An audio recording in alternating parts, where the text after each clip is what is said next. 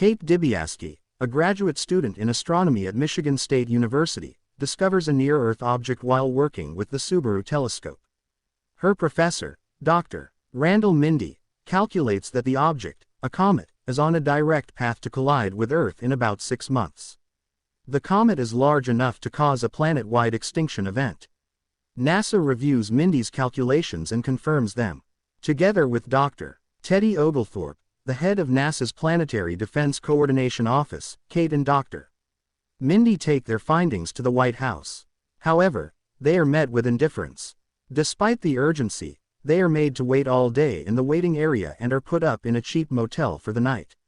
The next day, they finally get a meeting with President Janie Orlin and her top advisors, including her son, Chief of Staff Jason Orlin. During the meeting, Kate and Dr. Mindy explain that the comet is predicted to strike off the coast of Chile with a force equivalent to 1 billion Hiroshima bombs, making it an extinction-level event. They stress that there is 100% certainty of impact. However, the president reacts by saying they should wait and assess. She explains that she has faced many end-of-the-world meetings during her time in office and doesn't see the need for immediate action.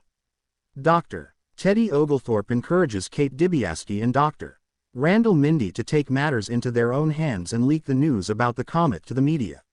They decide to share the information on a popular morning talk show hosted by Bria Vanti and Jack Bremer. However, when they arrive, they realize the world is far more focused on the recent breakup between pop star Riley Bina and her boyfriend, DJ Cello. While waiting for their turn to go on air, Kate and Randall meet Riley Bina in the green room. Despite DJ Cello having publicly cheated on her, Riley reconciles with him during the live broadcast. DJ Cello proposes to Riley, and she accepts, making their relationship drama the center of attention while the serious news about the comet gets overshadowed. When Kate Dibiasky and Dr. Randall Mindy finally get to share their message on the talk show, the hosts, Bria Vanti and Jack Bremer, do not take the comet's threat seriously. Frustrated by their indifference, Dibiasky loses her temper and goes on a rant about the looming disaster. This outburst leads to widespread online mockery, with many people making fun of her breakdown. Dibiasky's personal life takes a hit as well. Her boyfriend, Philip, publicly distances himself from her by denouncing her, leading to their breakup. Meanwhile, Drive, Mindy remains calm and composed during the interview, which earns him public approval. Despite their efforts to raise awareness, the news about the comet's threat receives little attention from the public. Making matters worse, the White House, through Drive, Calder, Orleans NASA director who has no background in aeronautics and is a major donor to the president, dismisses the comet story as near-miss hysteria, further downplaying the seriousness of the situation. When President Janie Orlin becomes embroiled in a sex scandal, after it is revealed that she sent inappropriate pictures to her Supreme Court nominee, she quickly shifts the public's focus.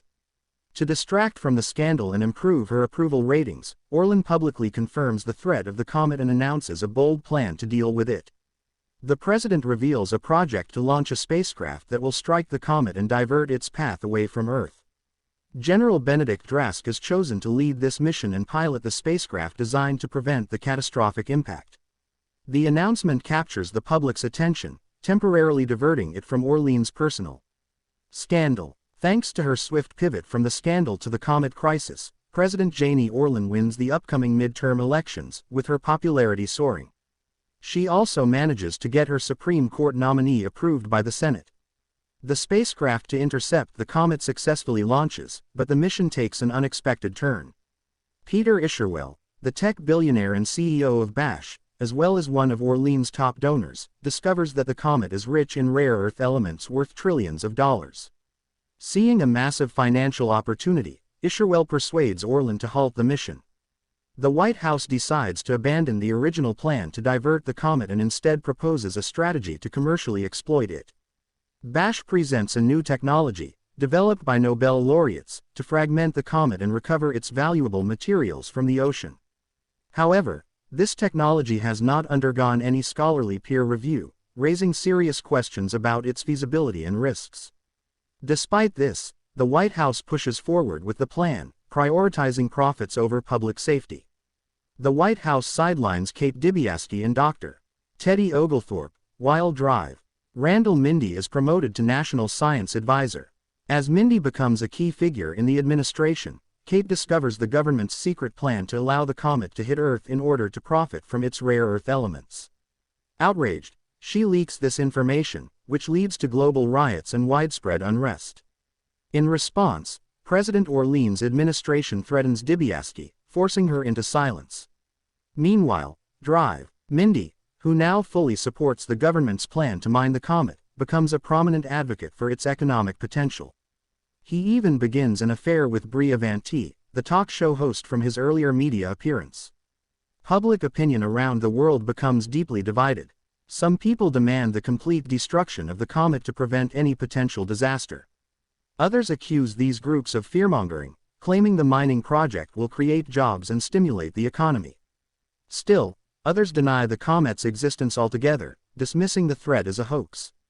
Kate Dibiasky returns to her hometown in Illinois, only to be disowned by her parents, who support the jobs the comet's mining project promises to create. During this time, she begins a relationship with a teenage boy named Yule. Meanwhile, Drive, Randall Mindy's life takes a turn for the worse. His wife, June, discovers his affair with Brie Avanti and leaves him. Mindy starts to question the Bash plan, especially its lack of scientific peer review. When he confronts Peter Isherwell about this, Peter responds by mocking him, claiming that Bash has 40 million data points on Mindy, including when and how he will die, as well as the diseases he is likely to develop. Enraged and disillusioned, Mindy publicly lashes out. On live television, he rants against President Orlean's administration for downplaying the comet's threat and criticizes humanity's indifference to the impending disaster. Following his outburst, Mindy decides to leave the government's plan to commercially exploit the comet and reconnects with Kate Dibiasky as the comet becomes visible in the sky.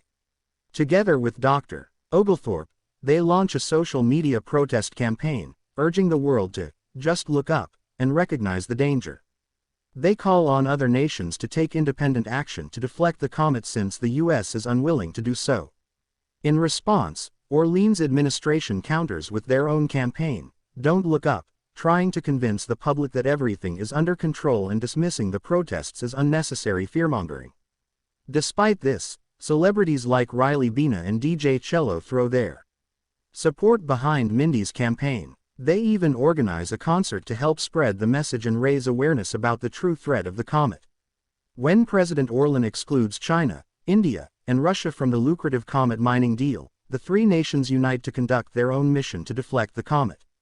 However, their spacecraft explodes during launch, dashing any hopes of success. BASH's attempt to break the comet apart also fails disastrously. Out of 30 spacecraft designed to deploy micro-nukes on the comet, 4 fail to launch, and many others malfunction. Several explode upon reaching the comet, while the remaining explosives fail to detonate in sync. As a result, the comet remains intact, hurtling toward Earth. Realizing their plan has failed, Peter Isherwell, President Orlean, and a group of wealthy elites board a spaceship designed to keep its 2,000 passengers alive in cryogenic chambers as it searches for the nearest Earth-like planet. Peter's algorithms have predicted a mysterious future event involving creatures called Bronterocs, which are predicted to eat the passengers, though no one understands what that means.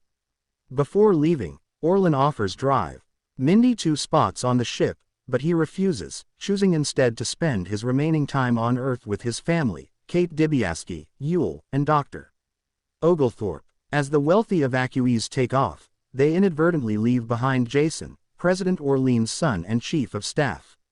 The comet eventually collides with Earth, causing a catastrophic event that wipes out most of the population. However, a few people manage to survive. Jason, now completely alone, emerges from the destruction. Despite the apocalyptic scene, he clings to old habits, pulling out his phone to post about his situation on social media. Thank you so much for watching this video. Don't forget to like, share and subscribe to our channel.